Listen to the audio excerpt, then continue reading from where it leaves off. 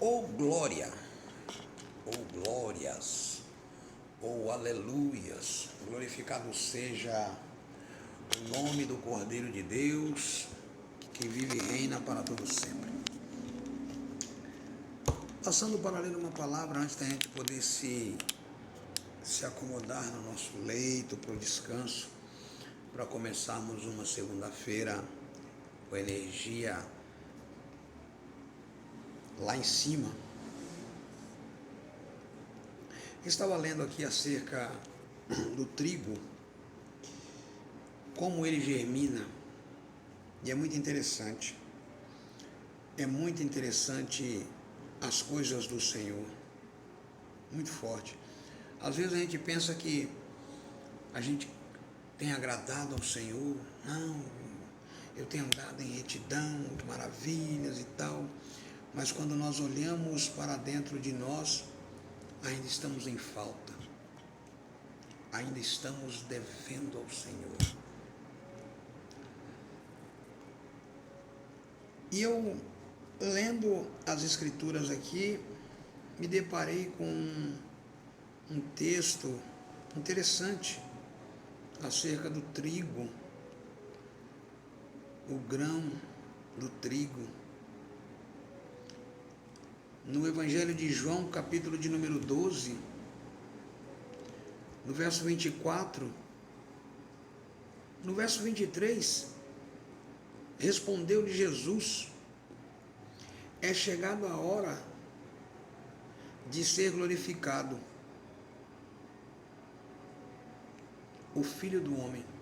Olha como que essa glorificação viria para Jesus. A gente fala da cruz, era a nossa cruz. A gente fala do sofrimento de Jesus. Mas se Jesus fosse para a cruz do Calvário apenas para ir, não tivesse um propósito, nós ainda continuaríamos no mundo do pecado.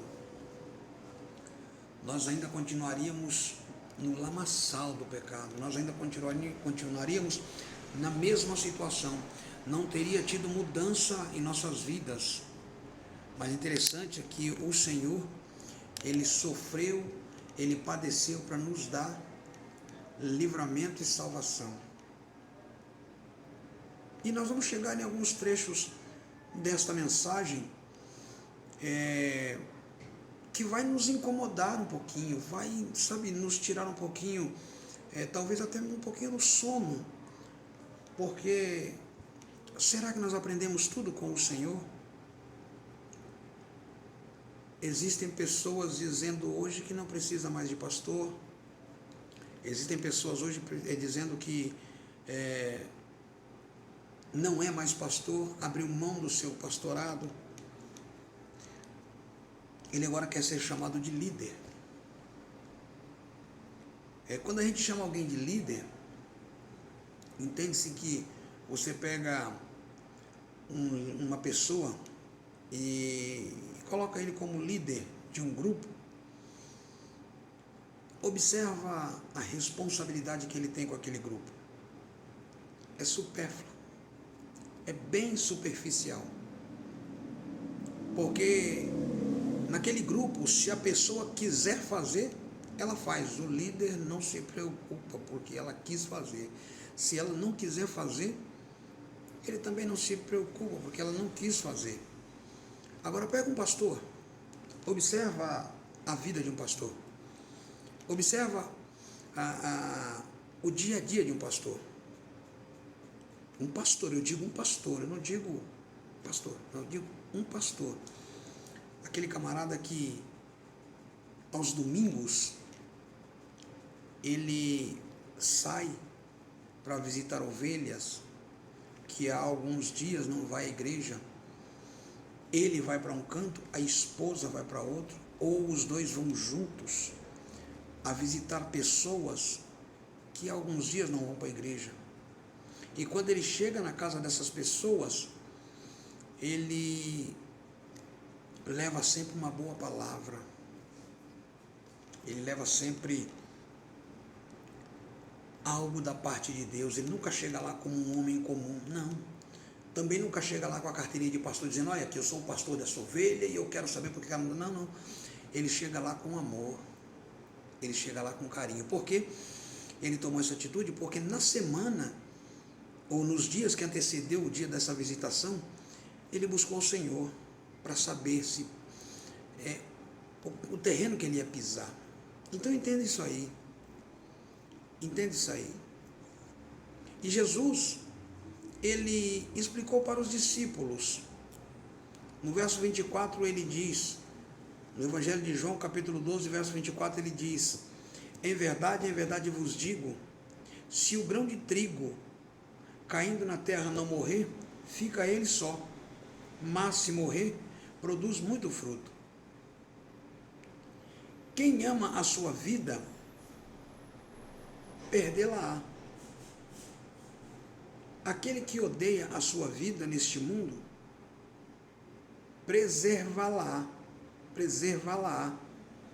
para a vida eterna. E se alguém me serve, siga-me, e onde eu estiver, ali estará também o meu servo. E se alguém me servir, o Pai o honrará. Ponto.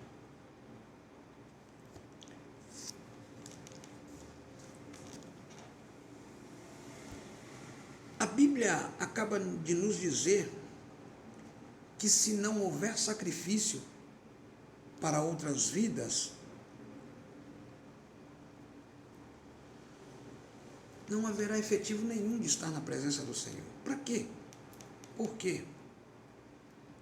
Porque, veja só, eu gosto muito de explicar algumas coisas, coisas que nos deixam assim um tanto quanto sem solo, sem chão. Olha só, se nós entrarmos aqui para a linha do estudo, vamos aqui. Isto é bem simples e objetivo. A Bíblia vai nos dizer, 1 aos Coríntios, capítulo de número 11, versículo de número 23, a seguir vai dizer assim, ó, porque eu recebi do Senhor o que também vos ensinei, que o Senhor Jesus, na noite em que foi traído, tomou o pão e, tendo dado graça, partiu e disse, isto é o meu corpo que é partido por vós. Fazei isto em memória de mim. Por semelhante modo, depois de haver ceado, tomou também o cálice, dizendo, este cálice é a nova aliança no meu sangue. Fazei isso todas as vezes que beberdes em memória de mim. Porque todas as vezes que comerdes este pão e beberdes este cálice, anunciai a morte do Senhor até que venha. Se é até que venha, ele não está. Isto, segundo as Escrituras. Se é até que venha, ele não está. E se nós clamamos Maranata, nós estamos dizendo, ora vem, Senhor Jesus. Então ele não está, ele está ausente. Quem predomina este tempo é o Espírito Santo. Em que sentido? Em te fortalecer fortalecer na caminhada, em não deixar que você se esmoreça, mas que você persevere, que você continue, que você invista no teu ministério. Esse é o papel do Consolador. Mas Jesus, ele deixou um legado para nós. Qual foi o legado? O legado que ele deixou foi o nome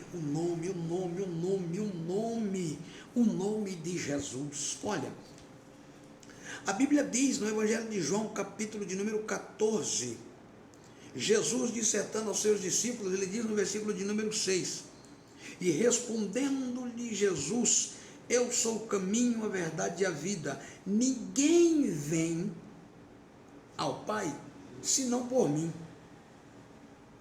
Ponto. Verso 7, se vós me tivesseis conhecido, conhecereis também a meu Pai. Desde agora conheceis e o tendes visto. Se nós tivéssemos conhecido ao Senhor, conheceríamos também a Deus. Mas ainda fazemos vista grossa para algumas coisas. Mas como é que nós vamos apresentar pessoas a Jesus, sendo que Jesus não está? Segundo as Escrituras. Ele mesmo disse no Evangelho de João 14, verso de número 12 e 13. Ele disse assim, ó: em verdade vos digo, que aquele que crê em mim fará também obras que eu faço, e outras maiores fará, porque eu vou para o Pai, eu vou para junto do Pai. Verso 13: e tudo quanto pedirdes em meu nome, isso farei, a fim de que o Pai seja glorificado no Filho. Então, vamos entender esse manto. Verso de número 12, na linha de estudo. A história a outras fará maiores. A história prova que Jesus não está afirmando que cada crente operará maiores milagres do que ele operou. A obra da igreja, no poder do Espírito Santo, será maior do que a obra de Jesus em números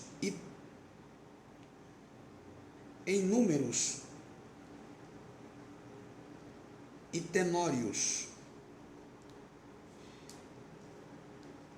Tudo quanto pedirdes em meu nome, isto não garante que Deus fará tudo o que pedirmos só pelo fato de adicionarmos à nossa oração as palavras em nome de Cristo. Orar em nome de Cristo é identificar-se com os propósitos de Cristo na proporção em que nossa vontade estiver se tornando identificado com a vontade de Deus. 1 João capítulo 5, 14.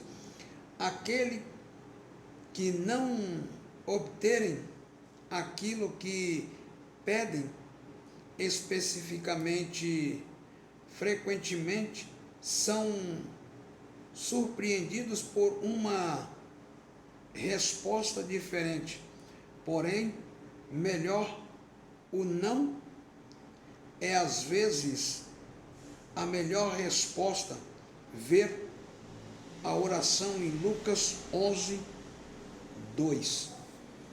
Veja só, se nós orarmos ao Senhor e dentro desta oração ou posterior a essa oração não conquistarmos nada, não é porque não merecemos, é porque a nossa oração está sendo observada pelo Senhor. Porque tem muita gente que ora por benefícios que não está preparado. Eu conheço irmãos que pedem ao Senhor carro e não tem carta. Isso é um perigo. Isso é um perigo, né? Outros pedem trabalho ao Senhor e não saem de manhã para procurar. Então isso aí, né, a gente tem que fazer a nossa parte. Mas entendamos que quando o Senhor disse acerca do grão de trigo, Ele está deixando bem claro, é necessário nós entrarmos por um sacrifício por pessoas, por outras almas. Porque, vamos entender direito esse negócio, Segundo Paulo nos explica na ceia do Senhor, em 1 Coríntios capítulo de número 11, no versículo de número 25, alguém tem que levar essas pessoas até o Senhor. Quem tem que levar? Nós temos que levar, apresentá-los ao Senhor. Ou quando nós estamos divulgando a palavra do Senhor para alguém, nós não estamos fazendo menção de Jesus a ele. É o tempo todo. Então, se nós pararmos para prestar atenção, segundo o que está escrito no Evangelho de João 14, 12, até Cristo somos o caminho, somos uma nova estrada, somos uma nova trajetória para essas pessoas, porque a nossa função é apresentar a essas pessoas um novo caminho, o caminho que eu estou passando, o caminho que eu estou trilhando, o caminho que faz a diferença. Então, quando ele olha para mim, ele vê uma nova história em mim. E aí eu vou apresentar o autor da nova história em mim, que é Jesus Cristo. Aí o salmista Davi vai dizer lá no Salmo 119, 105, que lâmpada para os meus pés é a tua palavra e luz para o meu caminho. Eu agora ando em Cristo, mas o povo olha em mim e me vê como crente. Eu sou uma nova opção de vida para essas pessoas. Eles chegam em mim e querem saber como foi que eu mudei, como foi que eu consegui as coisas, como foi que eu conquistei uma nova vida, como foi que eu saí daquela situação, como foi que eu larguei as drogas. Eu sou o novo caminho para que ele também chegue a Cristo. E isto é simplesmente uma analogia. Agora, quantas são as pessoas que estão nos rincões do mundo ministrando o evangelho e só conseguem sair do anonimato quando perdem a vida? Morreu o missionário fulano de tal na terra não sei aonde, perseguido não sei por quem. E aquelas pessoas que da região ali lembram dele como um sacerdote, um homem de Deus. Comece a entender. Talvez você vai achar um pouco confuso compreender isso agora, mas leia a Bíblia com um pouquinho mais de atenção. Traga a palavra do Senhor para o teu ministério. Traga ele para o teu ministério. Se coloque no lugar de Cristo, quando caminhava, quando explicava essa palavra. Se põe no lugar de Cristo, quando ele dissertava essas palavras com os discípulos, e você vai entender que os ensinamentos de Cristo, eles têm que reverberar hoje, amanhã e eternamente. Eles não podem morrer em Cristo, eles não podem ser ressuscitados em Cristo e ir para o céu, não. Eles foram ressuscitados em Cristo e ainda permeiam na face terra. Sabe, eu sou assim, eu gosto de compreender a Bíblia de um jeito diferenciado. Aquele jeito que me faz amar ao próximo, me preocupar com o próximo. Aquele jeito que me faz chorar com quem chora, me alegrar com quem está alegre. Sabe, eu não consigo pensar em meu conforto, eu não consigo pensar em um benefício palpável, aquela coisa linda e maravilhosa, sabendo que tem pessoas padecendo necessidade, faltando um pedaço de pão para ele se alimentar. Eu não consigo. E quando Cristo vem dissertando, falando acerca de quem ama a vida, ele perde, é exatamente nesse texto, ou nesse contexto que eu estou dizendo. Eu não consigo me sentir atraído pela vida material, ou pela vida confortável. Não, eu prefiro estar me envolvendo com situações que o sistema humano abriu mão e disse, não tem mais jeito.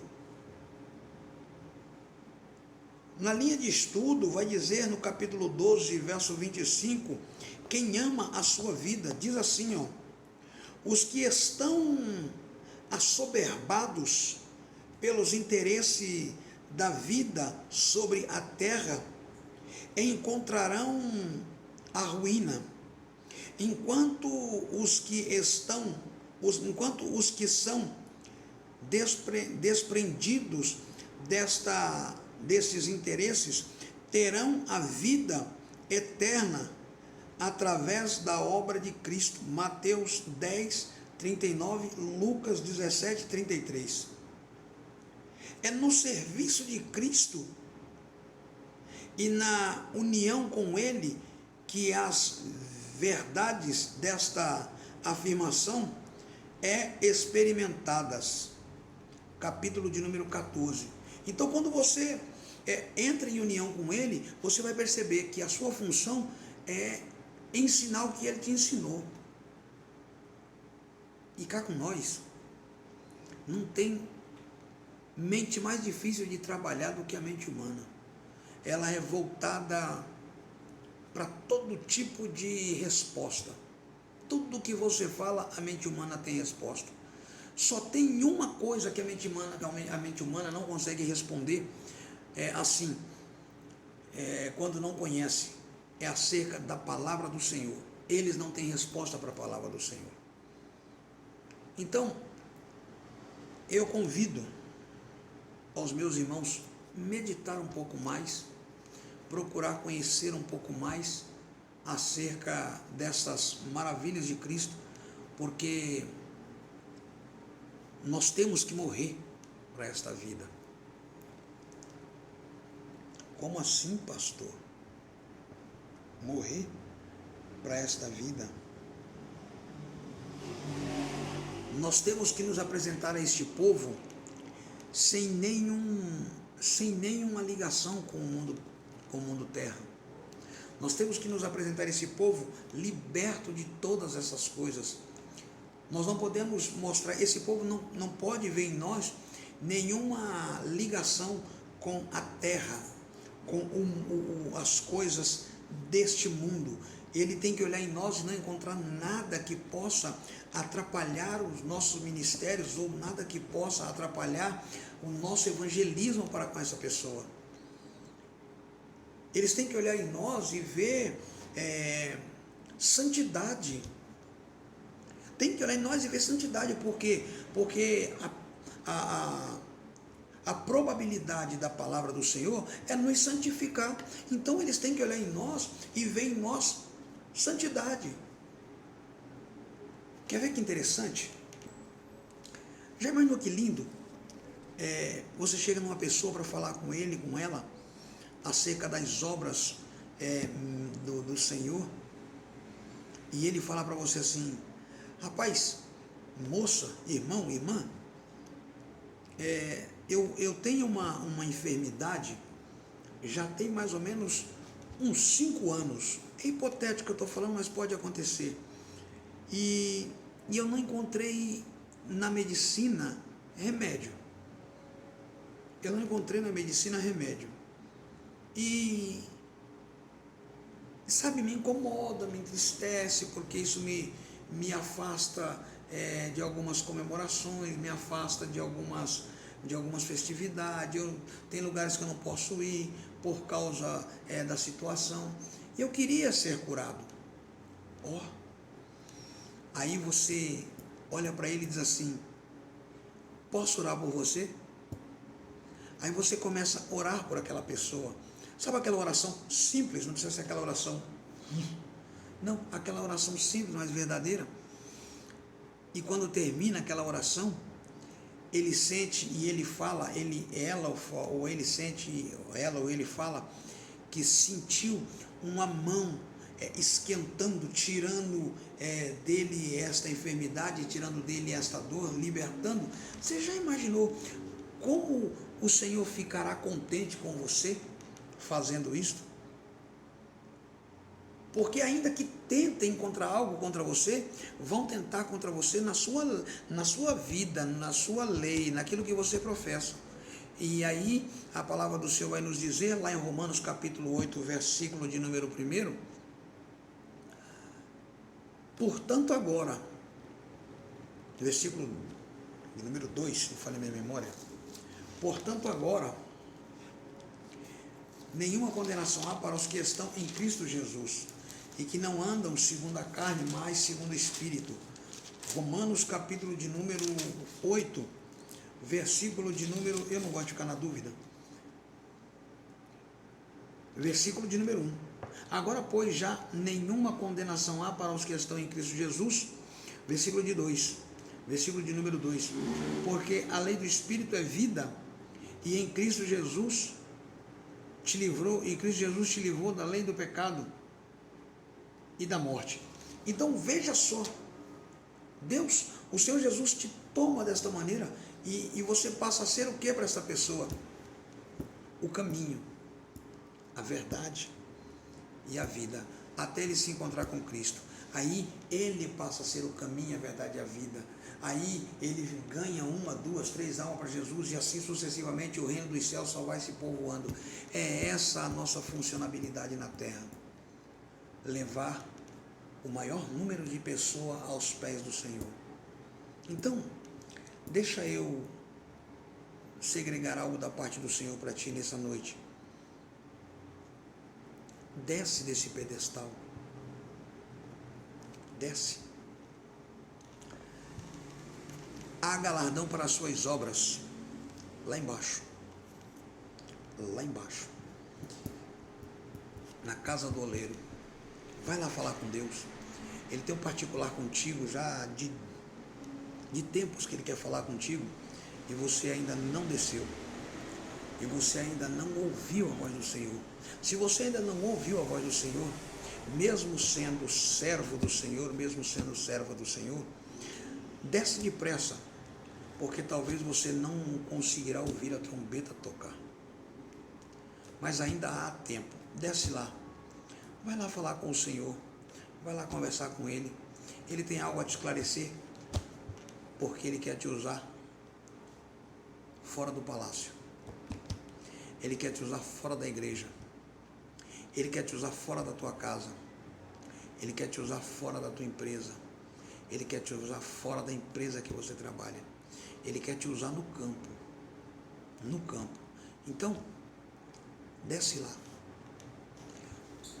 Escuta o que ele tem para te falar.